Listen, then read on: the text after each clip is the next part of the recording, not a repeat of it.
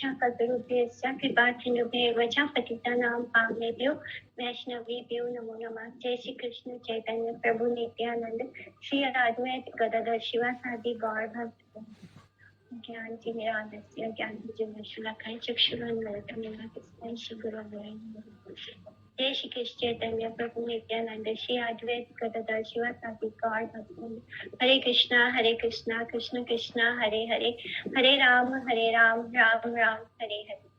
तो कल हम लोग ने एंड किया था श्लोका नंबर 41 पर आदि खंड चैप्टर 10।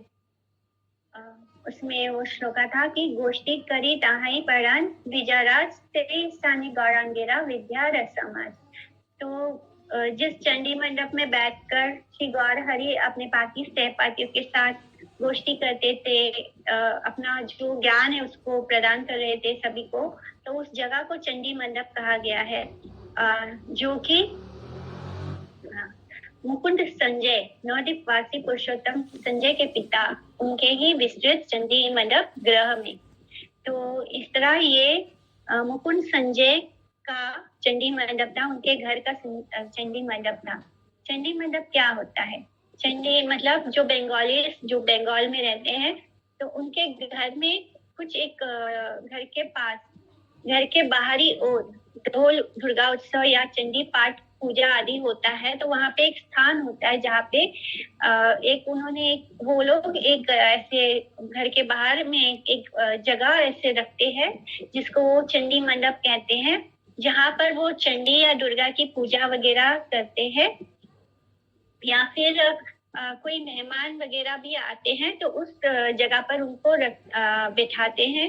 उस जगह को देवी ग्रह या ठाकुर ढालन नाम से भी बोला जाता है। तो वो जगह होता है चंडी मंडप, यानी वो पूजा आदि स्थान के लिए होता है। कथा रूपे व्याख्या करे कथा व खंडन, अध्यापक प्रति से आक्षेप सर्वशन, प्रभु कहे संधि कार्य ज्ञान नहीं यार, कली युगे भट्टाचार्य पदवी दाहार, हेना जन देखी फाकी बलु का आमार, तबे जानी भट्ट मिश्रा पदवी सवार। तो प्रभु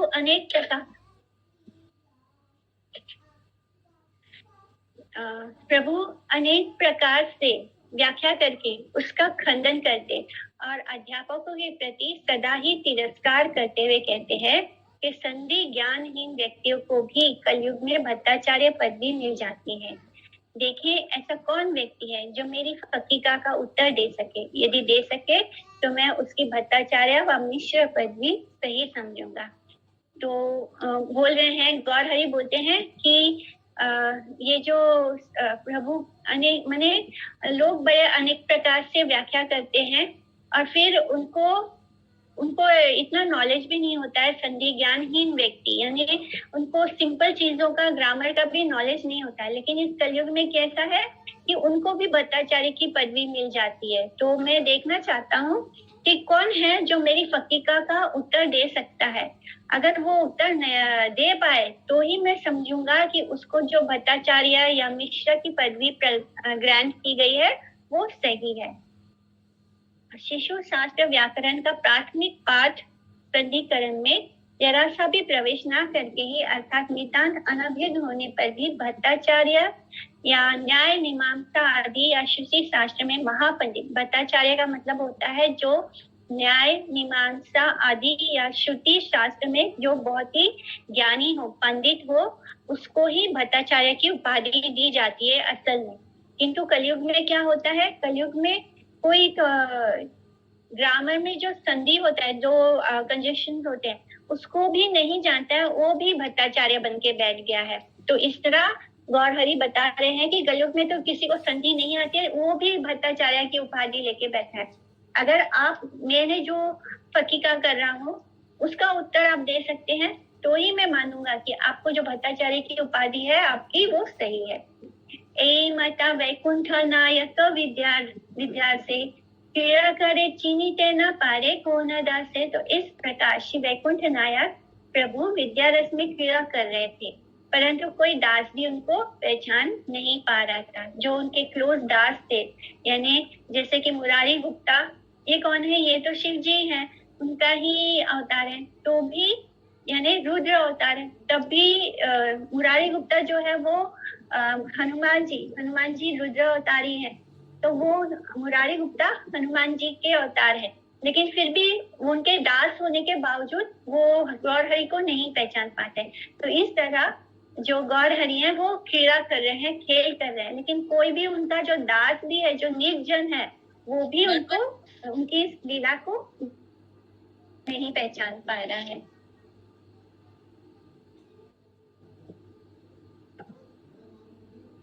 किच्छु मात्र देखी आई पुत्रेरा यौवन, विवाहेरा कार्य मने चिंते अनुशन। तो इधर सची माता अपने पुत्र में यौवन के कुछ लक्षण, कुछ चिन्ह को देखकर निरंतर पुत्र के विवाह के बारे में चिंता करने लगी। सीता पिता जनक का अवतार वल्लभाचार्य, से नवद्वीपे वैश्य एक सुब्राह्मण, वल्लभ आचार्य नाम जनकेरा सम। तो वल्लभ आचार्य नाम से जनक के समान एक श्रेष्ठ ब्राह्मण उसी नवद्वीप में वास करते थे। ताना कन्या आच्छेयेना लक्ष्मी मूर्तिमती, निरवधि विप्रता चिंते योग्य पति। तो उनकी मूर्तिमती लक्ष्मी स्वरूप कन्या थी, जिसके लिए वे विप्र निरंतर उसके योग्य पति के बारे में चिंता करते रहते थे। तो वल्लभ आचार्य नाम से एक श्रेष्ठ ब्राह्मण रहते थे नवद्वीप में, जो कि जनक अवतार हैं। जनक जी जैसे सीता जी के पिता है, उसी तरह वो जनक अवतार हैं, और उनकी एक पुत्री है, जो उनकी जो कन्या है वो साक्षात लक्ष्मी देवी का ही स्वरूप है।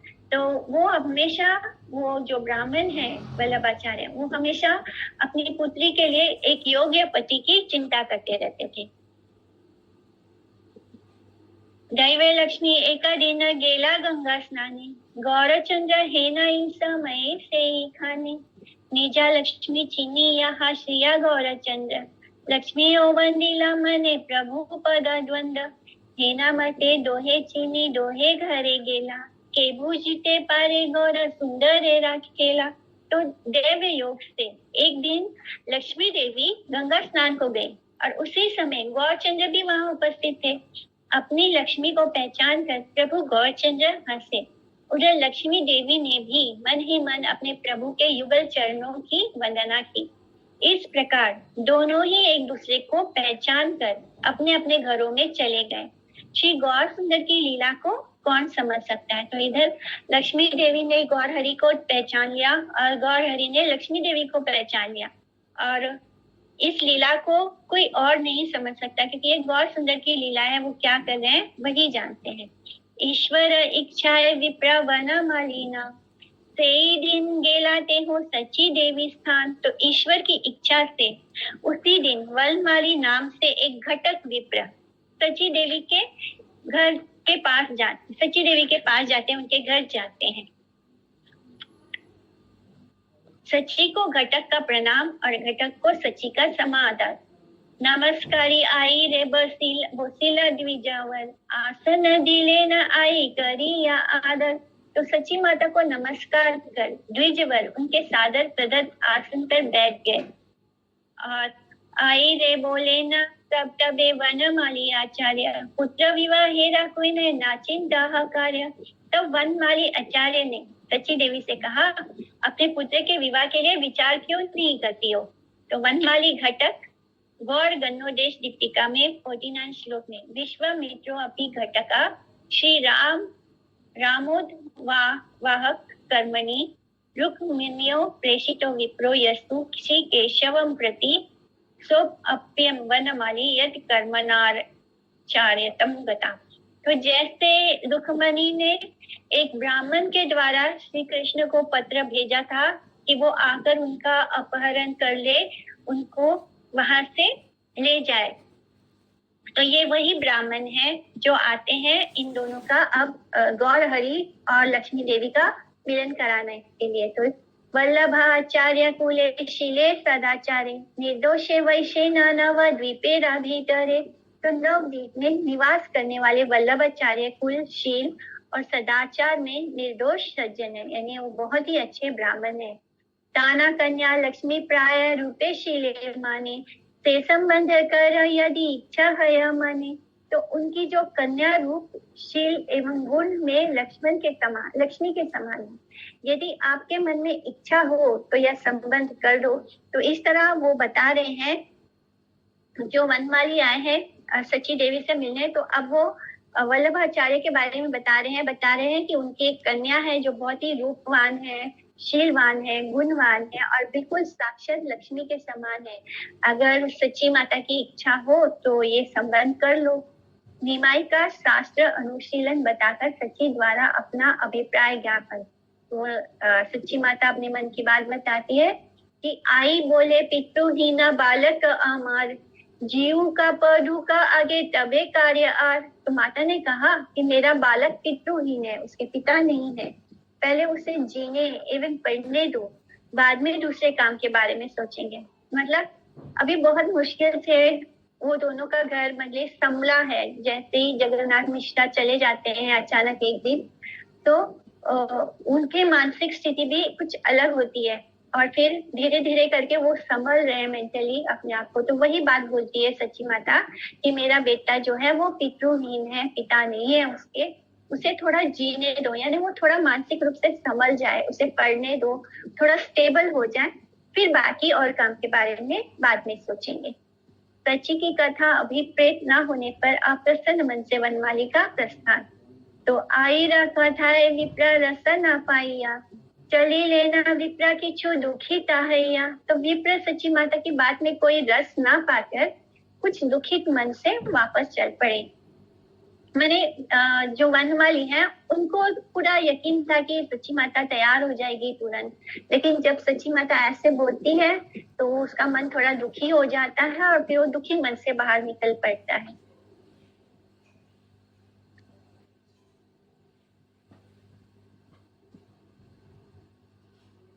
दैवे पते देखा है ला गौरा चंद्र संगे, तारे देखी आलिंगन कैला प्रभु रंगे। तो दैवी योग से मार्ग में वनमाली विप्रकाशी गौरचंद्र के साथ मिलन हो गया, यानी गौरचंद्र घर को लौट रहे थे और वनमाली उनके ही घर से बाहर निकले थे। तो उस रास्ते में दोनों एक दूसरे से मिल जाते हैं और प्रभु ने उन्हें देखकर आदर पूर्वक आलिंगन कर लिया, उनको हक कर लेते हैं। निमाई द्वारा वनमाली आचार्य का गंतव्य स्थान जिज्ञासा आचार्य का उत्तर। तो प्रभु बोले कहा गिया छीले को न भीते, द्विजा बोले तोमार जननी संभाषिते, तोमार विवाह लागी बलि लमताने, ना जानी सुनिया श्रद्धा ना कई लेने के ने। तो प्रभु जब उनसे मिलते हैं तो पूछते हैं कि आप कहाँ गए थे। प्रभु विप्र ने कहा मैं तुम्हारी माता जी से मिलने गया था, तो मैंने उनसे तुम्हारे विवाह के लिए कहा था, ना मालूम क्यों उन्होंने सुनकर किसी प्रकार की श्रद्धा प्रकट नहीं की, यानी उनके बातों में उनको कुछ जवाब नहीं मिला। सुनी ताना वचन ईश्वर मौन हैला, हासी तारे संभाषिया मंदिर आईला। तो उनके वचन सुनकर प्रभु मौन हो गए और उसके बाद हंसकर उनसे संभाषण करके अपने घर आ गए। तो इस तरह उनको कुछ बोलते नहीं है, बस उनसे बात जान लेते हैं। और फिर जब वो सुनते हैं कि सच्ची माता ने कुछ मतलब कुछ पॉजिटिव रिप्लाई नहीं दिया, तो वो थोड़े से मौन होते हैं, फिर उनसे हंसकर बात करके उनको विदा करते हैं और अपने घर आते हैं। जनानी रे हासिया बोले ना से ईशानी, आचार्य रे संभाषण न कैले भाल के ने। तो उसी क्षण प्रभु ने माता से हंसते हुए कहा, माता जी आपने आचार्य से अच्छी तरह संभाषण किस कारण नहीं किया। तो पुत्रेरा इंगित पाई सची हरसिता, आर दिने विप्रे आनी कही लेना का था। सची बोली विप्र काली ये कही ला तुम्हें, शीघ्रता कराहा कहीनो एयामी। तो पुत्र के इंगित को जानकर जब वो घर आकर बोलते हैं कि माँ तुमने उनके साथ अच्छे से बात क्यों नहीं किया, क्या कारण है, तो वो समझ जाती है कि उनका पुत्र विवाह के लिए तैयार है। तो इस तरह वो सिर्फ इशारों में बता देते हैं कि वो विवाह करने के लिए रेडी है। पुत्र के इंगित को जानकर सची देवी प्रसन्न हो गई। तो माता भी तो वही चाहती थी, वो कब से यही बात सोच के परेशान हो गई थी, लेकिन उनको क्या लगा कि शायद गौरहरि अभी इस बात के लिए, निमाई अभी इस बात के लिए तैयार ना हो। और दूसरे दिन ही वो वनमाली विप्र को बुलवाती है और विप्र, आपने जो कल प्रस्ताव रखा था, मैं कहती हूँ कि आप उसको शीघ्र ही संपन्न कराओ, यानी जल्दी से जाओ और वल्लभ आचार्य से कहो कि मेरा पुत्र विवाह के लिए तैयार है आपकी पुत्री से। तो सची को प्रणाम पूर्वक प्रसन्न मन से वनमाली का वल्लभाचार्य गृह में प्रस्थान। आईरा चरण धूलि लैया ब्राह्मण, ने चाली लेना वल्लभा भवन। तो सची माता की चरण धूलि लेकर विप्र उसी क्षण वल्लभाचार्य के घर चल देते हैं, एकदम हर्षित मन से, खुशी होकर। वल्लभाचार्य देखी संभ्रम में कहानी, बहुमान करी बस लेना आसने। तो वल्लभाचार्य ने वनमाली आचार्य को देखकर शीघ्र ही अत्यंत आदर के साथ उनको आसन पर बैठाया। वनमाली द्वारा निमाई पंडित के साथ वल्लभ कन्या लक्ष्मी देवी का विवाह प्रस्ताव। आचार्य बोले न सुना आमारा वचन, कन्या विवाह हेरा एवं कर सुलगन। मिश्र पुरंदर पुत्र नाम विश्वंभरा, परम पंडित सर्व गुणेरा सागरा। तुम्हारा कन्या योग्य से महाशया, कहीं लाई ए कर यदि चित्ते लाया। तो वनमाली आचार्य ने उनसे कहा, मेरी बात सुनिए, मिश्र पुरंदर पुत्र विश्वंभर जो परम पंडित सर्वगुण संपन्न एवं आपकी कन्या के योग्य वर है, यदि आपके मन में इच्छा हो तो शुभ लग्न देख लूं। तो इस तरह वो उनको बताते हैं गौर हरि के बारे में और बोलते हैं कि क्या हम इस प्रस्ताव को आगे बढ़ाएं। निमाई पंडित के साथ अपनी कन्या के संबंध का प्रस्ताव सुनने मात्र से ही वल्लभ द्वारा अपने और कन्या के सौभाग्य की प्रशंसा। सुनिया वल्लभाचार्य बोले न हरिषे, सेहे न कन्यापति मिले भाग्यवशु। कृष्ण यदि सुप्रसन्न है न माते, अथवा कमला गौरी संतुष्ट कन्या रे। तबे से हे न आसी मिले वे जामाता, अविलंबे तुम्ही इहा करा सर्वथा। तो जैसे ही वो गौरहरि के बारे में बोलते हैं तो एकदम प्रसन्न हो जाते हैं, क्योंकि गौरहरि जो है नवद्वीप में पूरे फेमस हो चुके थे। उनके जैसा पंडित और कोई था नहीं उस समय। उनका जो विद्या विलास लीला चल रहा था, जिस तरह वो हर किसी को की बोलती ही बंद कर देते थे, तो वो बहुत ही फेमस हो चुके थे। तो उनके बारे में सुनते ही वल्लभाचार्य बहुत प्रसन्न हो जाते हैं। तो ये बात सुनकर वल्लभाचार्य ने हर्षित होकर कहा कि भाग्य से कन्या को ऐसा पति मिलता है। कृष्ण यदि मुझ पर सुप्रसन्न हो अथवा कमला गौरी कन्या पर संतुष्ट हो, तभी ऐसा जमाता यानी जमाई मिलता है। आप शीघ्र ही इस कार्य को करें, यानी इस बात को जल्दी आगे बढ़ाएं। दरिद्र होने के कारण बिना दहेज के निमाई को कन्या संप्रदानार्थ अनुमति प्रार्थना। सबे एका वचन बलिते लज्जा पाई, आमी से निर्धन किछु दीते सकती नहीं। कन्या मात्र दीबा पंच हरि तक की दिया, सबे यही आज्ञा तुम्ही आनी वे मांगिया। तो वो बोलते हैं कि केवल एक बात कहते हुए मुझे बहुत लज्जा हो रही है कि मैं हूँ निर्धन एकदम, और कुछ देने का मुझ में सामर्थ्य नहीं है। मैं केवल 5 हरितकी के साथ कन्या दे सकूंगा। हरितकी माने हल्दी होता है शायद।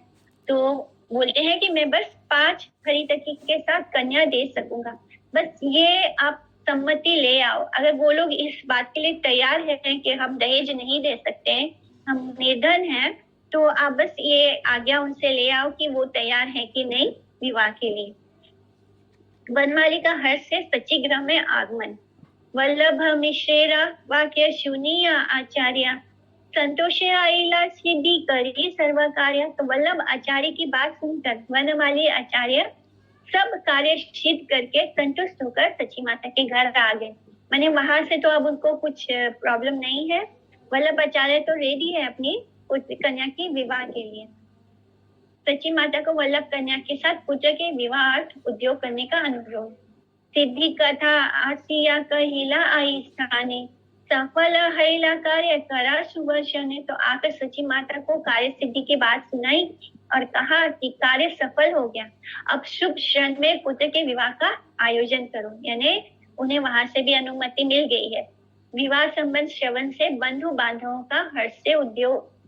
आप लोग सुनी सबे हर्षित हैला, सबे उद्योग आशी करीते लागेला। तो ये बात सुनकर कि निमाई का विवाह होने वाला है, लड़की वाले भी तैयार हैं, सब कुछ रेडी है, तो ये बात सुनकर जो भी उनके फ्रेंड्स, रिलेटिव्स थे, बंधु बांधव थे, वो सब बहुत ही हर्षित होते हैं, प्रसन्न होते हैं और सब आकर उनके विवाह में जो भी सहयोग होता है वो करने के लिए आ जाते हैं।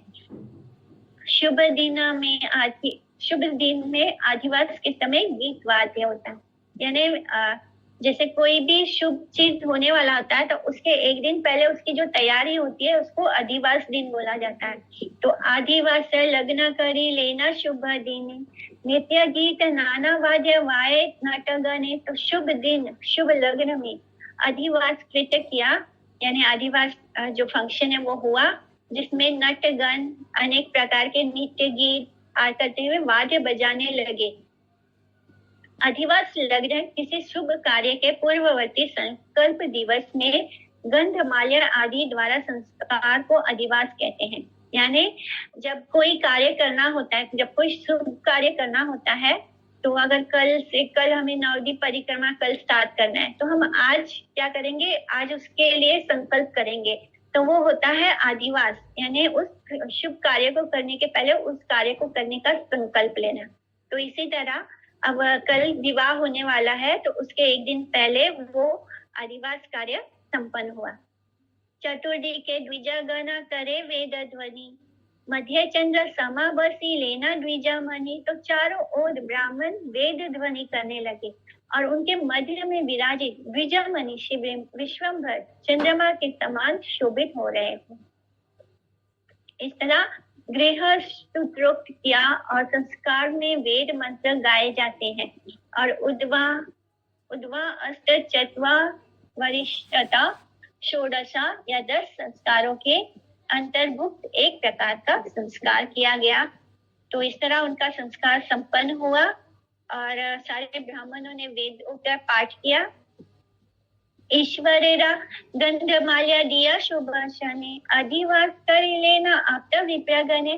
तो शुभ क्षण में, शुभ लग्न में प्रभु को गंध और माल्य यानी गंध यानी उन पर चंदन का टीका वगैरह किया गया, उनको माल्य अर्पण किया, उनके गले में माला डाला गया और विप्र यानी ब्राह्मणों ने और बंधु बांधवों ने आदिवास किया, यानी सब बारी बारी से उनको आशीर्वाद देते हैं, सब उनको गंध ऑफर करते हैं। जैसे सब उनके माथे पे जो जैसे हल्दी की रस्म कैसे होती है कि सभी लोग थोड़ा थोड़ा हल्दी ऐसे लगाते हैं आशीर्वाद देने के लिए, तो इसी तरह सबने गौर हरि को गंध अर्पित किया, माला अर्पित की और सब बांधवों ने आदिवास कार्यक्रम को पूरा किया, इस तरह उनको आशीर्वाद देके। विप्रों का यथारीति संतोष विधान, दिव्य गंध चंदन तांबुल माला दिया, ब्राह्मण गणेरा तुलसी लेना हर्ष हया। तो एवं प्रसन्न चित्त होकर ब्राह्मणों को दिव्य गंध, चंदन, तांबुल यानी पान एवं माला देकर उन्हें संतुष्ट किया। तो जो ब्राह्मण आए थे जिन्होंने वेदों का पाठ किया, तो उन ब्राह्मणों को भी अच्छे से संतुष्ट किया गया, उनको गंध, चंदन, तांबुल और माला दिया गया।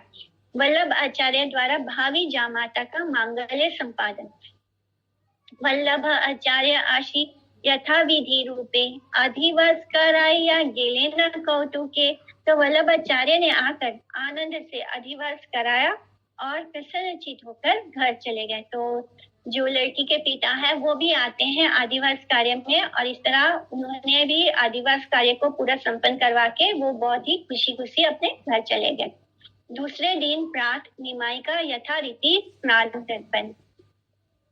प्रभाते उठिया प्रभु करे स्नान दान, पितृगणे पूजिले करिया सम्मान। तो दूसरे दिन सुबह उठकर प्रभु ने स्नान किया, तर्पण किया और सम्मान पूर्वक पितृगण की पूजा की। शुभ विवाह दिवस में आनंद कोलाहल, नृत्य गीत वाद्य महा उठिला मंगला, चतुर्थी के लेह देह सुनी कोलाहला। तो उसी समय नृत्य गीत एवं वाद्यों की महामंगल ध्वनि गूंज उठी और चारों ओर से लेव और देव की ध्वनि सुनाई देने लगी।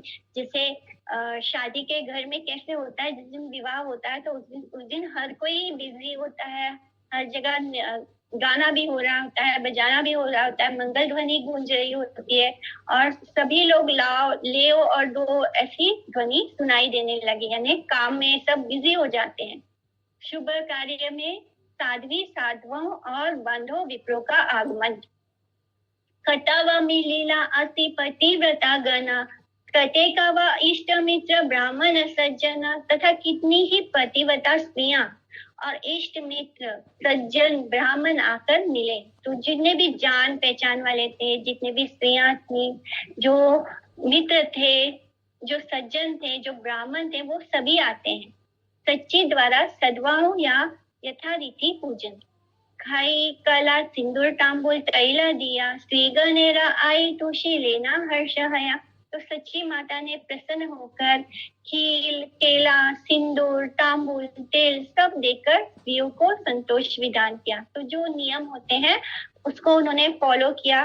खई यानी खोई होता है, जो चावल के छिलके के साथ उसे कूटा जाता है, और फिर वो खोई, केला, सिंदूर, तांबूल यानी पान, तेल वगैरह देकर उन्होंने जो स्त्रियां आई थी उन सबको संतुष्ट किया। देवगण देव वधुगण नर रूपे प्रभुर विवाह से आछे न कौतुके। तो देवता लोग कैसे पीछे रह सकते हैं?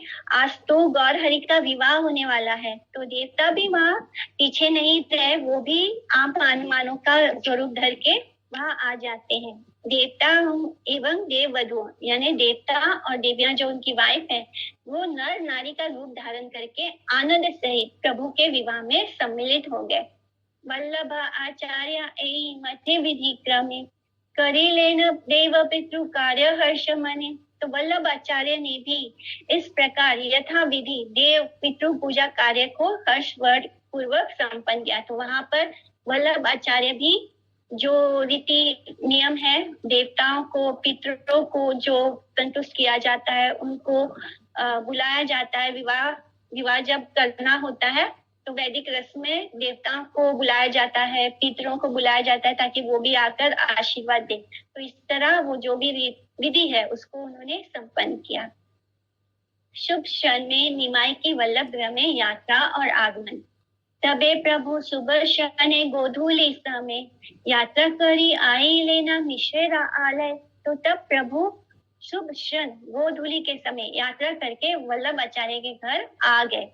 गोधूली यानी सूर्यास्त का समय होता है, जब गैया जो होती है वो वापस घर को लौटती है।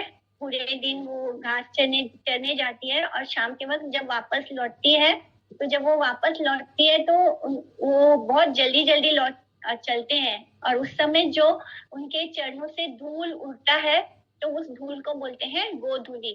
तो गोधूली का समय इवनिंग का समय होता है, जब गौओं को दल गौशाला की ओर प्रत्यागमन करता है और एवं उनके खुर से उत्पन्न धूली आकाश को आच्छादन कर देती है, पूरी तरह धूल उड़ने लगता है। साधारणतः विवाह आदि शुभ कर्म में या काल ही प्रशस्त है। उसके 3 लक्षण है। यानी नॉर्मली जो विवाह होता है, वो जो शुभ कर्म होता है विवाह का, वो शाम के समय ही होता है, शाम के समय ही बारात निकलती है। और उसके 3 लक्षण है। हेमंत शिशिर में जब सूर्य मधु किरण बनकर लाल पिंड का आकार धारण करता है। ग्रीष्म और वसंत में जब सूर्य अस्त गमन के समय अर्धक मात्र दृष्ट होता है। वर्षा और शरद में जब सूर्य अस्त गमन करने के बाद अदृश्य हो जाता है। प्रभु के आगमन मात्र से समग्र वल्लभ परिवार को हर्ष होता है। प्रभु आसी लेहा मात्र मिश्र गोष्ठी सने आनंद सागरे मगन हैला सबे मन। तो प्रभु के आते ही जैसे ही बारात पहुंचती है गौर हरि की, तो वल्लभ आचार्य अपनी गोष्ठी सहित आनंद सागर में मगन हो जाते हैं। जो भी उनके घर में रिश्तेदार है, बंधु बांधव है, वो सभी लोग आनंद सागर में डूब जाते हैं। संभ्रम में आसन दिया यथा विधि रूपे जामा तारे बासैया परम कौतुके। तो उन्होंने मर्यादा के साथ, पूरे सम्मान के साथ यथा विधि आसन देकर जामाता को परम आनंद सहित बैठा। तो विवाह के दिन जो जामाता यानी जो उनका जमाई है, जो गौर हरि है, तो जमाई को बहुत रिस्पेक्ट दिया जाता है, बिल्कुल जैसे कि कोई देवता ही हो। तो यहाँ तो गौर हरि का विवाह हो रहा है, तो उनको बड़ी मर्यादा के साथ, बहुत ही आदर और सम्मान के साथ आसन दिया गया और परम आनंद के साथ उनको बैठाया। भूषण भूषिता कन्या को लाना, शेषे सर्व अलंकारे करिया भूषिता, लक्ष्मी कन्या आने लेना प्रभु समीपा। अंत में सब अलंकारों से विभूषित करके वे अपनी कन्या लक्ष्मी को प्रभु के समीप ले आए।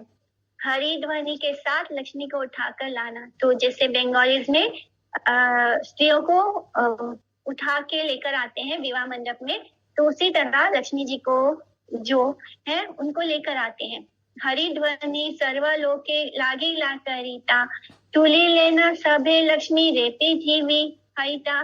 तो सब लोग हरि ध्वनि करने लगे तथा लक्ष्मी को पृथ्वी से उठाकर मंडप पर ले आए। लक्ष्मी द्वारा मीमाई की 7 बार प्रदक्षिणा, तबे लक्ष्मी प्रदक्षिणा करी सप्तबार, थोड़ा योड़ा हस्ते रही लेना करी नमस्कार। तब लक्ष्मी 7 बार उनकी परिक्रमा कर हाथ जोड़कर नमस्कार करके खड़ी रही। तबे शेष हैला पुष्प माला फेला फेली, लक्ष्मी नारायण दोहे महाकुतूहली। तब अंत में परम विनोदी लक्ष्मी नारायण दोनों ने एक दूसरे पर पुष्प वर्षा की। दिव्य माला दिया लक्ष्मी प्रभु चरणी, नमस्कारी करी लेना आत्म समर्पण। लक्ष्मी देवी ने प्रभु के चरणों में दिव्य पुष्प माला अर्पण किया और नमस्कार के साथ आत्मसमर्पण किया। चारों ओर केवल हरि ध्वनि, अन्य ध्वनि का अभाव, यानी और कोई ढोल बाजे की ध्वनि सुनाई ही नहीं दे रही थी। इतने जोर जोर से सभी लोग हरि नाम कर रहे थे, हरि ध्वनि ही सुनाई दिया जा रहा था। सर्वदिके महाजय जया हरि ध्वनि, उठिला परम आनंद आर, परम आनंद आर नहीं सुनी। तो चारों ओर से परम आनंद के साथ जय जय हरि ध्वनि ही हो रही थी, जिसे कोई और शब्द सुनाई ही नहीं दिया जा रहा था। शुभ दृष्टि के बाद नव यौवन में उपनीत ईश्वर की बाईं ओर ईश्वरी का उपवेशन, हे मते श्रीमुख चंद्रिका करी रसे, बसी लेना प्रभु लक्ष्मी करी बामवार पाशे, प्रथम वयस्क प्रभु जीनी अमदन, बाम पाशे लक्ष्मी बसी लेना से ईशान। तो इस प्रकार आनंद से श्रीमुख चंद्रिका करके प्रभु लक्ष्मी देवी को अपनी बाईं ओर करके बैठ गए और उसी क्षण प्रथम यौवन के रूप में मदन के समान प्रभु की बाईं ओर लक्ष्मी देवी भी बैठ गई। इस तरह उन्होंने लक्ष्मी देवी जो हमेशा उनकी बाईं ओर ही रहती है, तो इस तरह यहाँ भी श्री गौरहरि के बाईं ओर लक्ष्मी देवी ने आसन ग्रहण किया। वल्लभ गृह में ईश्वर और ईश्वरी के मिलन से अनिवर्चनीय शोभा और आनंद की शोभा की सुख से हैला मिश्र घरे, को न जन ताहा वर्णी वारे शक्ति धरे। तो उस समय वल्लभ आचार्य के घर जैसे मैंने साक्षात भगवान का विवाह हो रहा है, उनके साथ भगवान है और हरि है और लक्ष्मी जी हैं। तो ऐसा घर में ऑटोमेटिकली ऐसा एटमॉस्फेयर हो गया है, इतना सुख और ऐसी शोभा हो रही थी कि उसको वर्णन नहीं किया जा सकता है, उसकी वर्णन करने का सामर्थ्य भी किसी में नहीं है। विदर्भ राज भीष्म का अवतार वल्लभ आचार्य द्वारा गौर कृष्ण के हाथों में अभिन्न रुक्मणी महालक्ष्मी का संप्रदान, तबे शेषे वल्लभ करीते कन्यादान, बसी लेना ये है न भीष्म का विद्यमान। तो तब अंत में वल्लभ आचार्य कन्यादान करने को बैठे, वे ऐसे शोभा पा रहे हैं जैसे साक्षात राजा भीष्म की उपस्थित हो। तो बिल्कुल साक्षात राजा भीष्म की तरह वो लग रहे हैं। और जब वो कन्यादान करने के लिए बैठते हैं, शिव ब्रह्मा पूजिता गौर नारायण के चरणों में वल्लभ आचार्य का पाद दान, ये चरण पाद्य दिया शंकर ब्रह्मार, जगत सृजिते शक्ति हरिला साबार, हेना पाद पद्मे पाद्य दिला विप्रवर, वस्त्रमाल्य चंदने भूषिया कलेवर। तो जिन चरणों में पाद्य देकर शंकर एवं ब्रह्मा ने जगत सृजन एवं संहार की शक्ति प्राप्त की है। उन्हीं श्री कमल चरण कमलों में विप्रवर वल्लभ आचार्य ने पाद्य देकर वस्त्र माला चंदन से प्रभु के श्री अंग को भूषित किया है। यथाविधि कन्या संप्रदान के बाद वल्लभ आचार्य का हर्ष। यथाविधि रूपे कन्या करी समर्पण, आनंद सागरे मग्न हैला ब्राह्मण। तो यथाविधि उन्होंने अपनी कन्या को समर्पण कर वल्लभ आचार्य आनंद सागर में मगन हो गए। तो इस तरह उन्होंने अपनी पुत्री का कन्यादान किया, पर किसका किया? एक्चुअली में लक्ष्मी जी का ही कन्यादान किया है, भगवान खुद स्वयं। तो उनके आनंद की वैसे भी कोई सीमा नहीं है। तबे यथा किछु कुला व्यवहार आछे, पतिव्रता गणा ताहा करी लेना पाछे। तब पतिव्रता स्त्रियों ने कुल व्यवहार के अनुसार जो कुछ करना होता है उसका संपादन किया। तो जो भी नियम और विधि होती है जो स्त्रियां हमेशा विवाह में करती हैं, तो जितनी भी मैरिड विमेन थी, पतिव्रता स्त्रियों ने कुल के अनुसार जो व्यवहार किया जाता है वो सारी विधियों को पूरा किया। से रात्रि यथाए था कि तबे आरदीने निज गृहे चाली लेना प्रभु लक्ष्मी सने। तो उस रात को वहीं रहकर तब दूसरे दिन महाप्रभु ने लक्ष्मी देवी के साथ अपने घर की ओर यात्रा की। इस तरह उनका विवाह संपन्न हो गया। और विवाह होने के बाद वो रात, वो जैसे नॉर्मली विवाह में होता है, रात भर विवाह चलता है, सारी विधियां होती है, और फिर सुबह जब होता है तब वो विवाह संपन्न हो चुका था, तब वो उसकी विदा करके लक्ष्मी देवी को अपने घर ले चलते हैं। नवविवाहित दंपति युगल दर्शनार्थ पड़ोसियों का आगमन। लक्ष्मी रा सहित प्रभु चढ़ी या डोलाए, आई से न देखी जैसा कल लोक धाय। लक्ष्मी सहित प्रभु को पालकी में आते हुए जानकर सब लोग उन्हें देखने के लिए भाग भाग कर चले आए। तो जब वो घर पहुंचते हैं, वापस आते हैं लक्ष्मी देवी को अपने साथ लेकर, डोला यानी वही पालकी जैसे होता है। तो जितने भी आस पड़ोस के लोग थे सब देखने को आते हैं कि बहू कैसी है, तो सब दौड़ कर आते हैं देखने के लिए। गंधमाल्या अलंकार मुकुट चंदन, काजल उज्ज्वल दुई लक्ष्मी नारायण। तो गंध, माल्य, अलंकार, मुकुट, चंदन एवं काजल से विभूषित उज्ज्वल रूप में श्री लक्ष्मी नारायण शोभायमान हो रहे हैं। साक्षात लक्ष्मी जी और नारायण जी आए। ईश्वर दंपति के दर्शन से पुरुषों का धन्यवाद और स्त्रियों की विस्मय विवलता।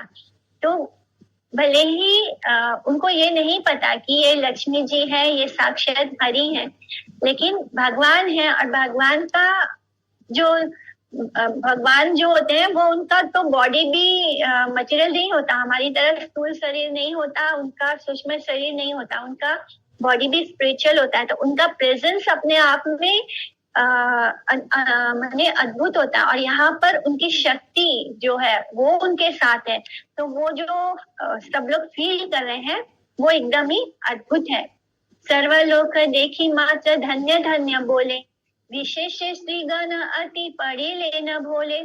तो सभी लोग देखते ही धन्य धन्य कहने लगे। विशेष